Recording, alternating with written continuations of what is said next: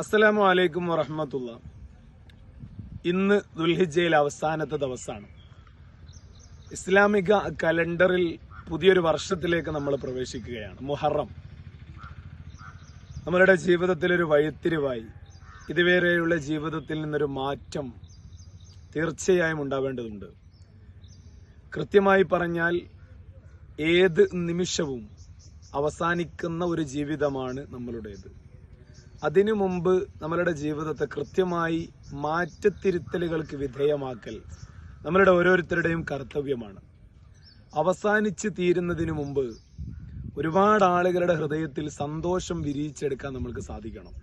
അതിനേറ്റവും ഉത്തമമായത് നമ്മളുടെ ആറ്റിറ്റ്യൂഡ്, നമ്മളുടെ ഇടപെടൽ, നമ്മളുടെ മനോഭാവം, ആളുകളോടുള്ള പെരുമാറ്റം, അതൊക്കെയും മനോഹരമാക്കി തീർക്കുകയാണെങ്കിൽ നമ്മളുടെ ജീവിതത്തെ ഒരുപാട് ആളുകൾക്ക് ഇഷ്ടപ്പെടുന്ന രീതിയിൽ മാറ്റാൻ പറ്റും.